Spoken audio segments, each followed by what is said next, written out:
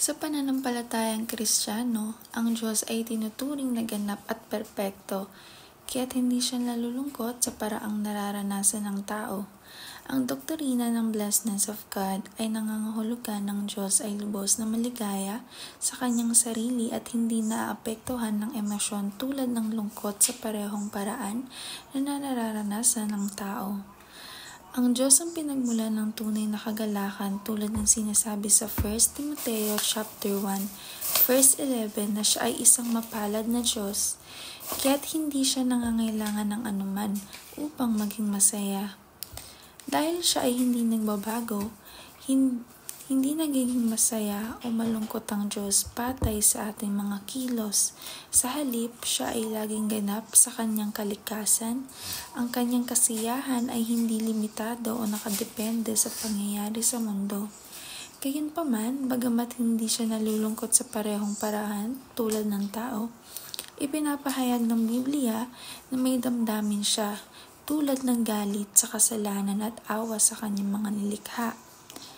Sa Acts chapter 17 verse 25, ipinapaliwanag ni Apostol Pablo sa mga taga-Atenas na ang Diyos ay hindi nangangailangan ng paglilingkod mula sa tao, sapagkat siya mismo ang nagbibigay ng buhay, hininga at lahat ng bagay.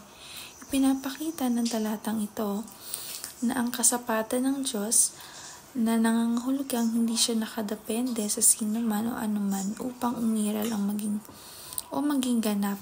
Sa halip, tayo ang lubos na nangangailangan sa Kanya para sa ating buhay at pang-araw-araw na pangangailangan. Pinapaalala nito na ang Diyos ay hindi tulad ng mga Diyos-Diyosan na gawa ng kamay ng tao, kundi siya ang tunay at makapangyarihang Diyos na pinagmumula ng lahat ng bagay. Do not be entitled as if God owes you something. Ang Diyos ay hindi may utang sa sino man, kundi tayo ang may utang ng lahat sa Kanya.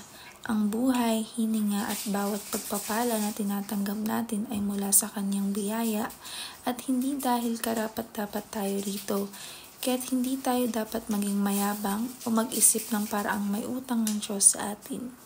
Sa halip, dapat tayong mamuhay ng may pagpapakumbaba, pagpapasalamat at pagsunod sa kanyang kalooban, sapagkat lahat ng meron tayo ay bunga ng kanyang walang hanggang pag-ibig at awa.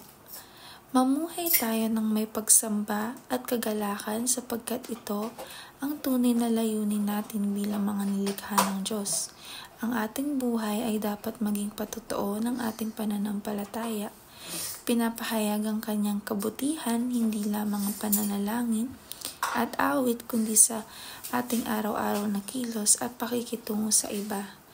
Kapag isinuko natin ng puso na sa Diyos ay namuhay ng may pagsasalamat, mararanasan natin ang tunay na kagalakan na hindi nakasalalay sa mga panlabas na kalagayan kundi sa matibay na relasyon natin sa Kanya.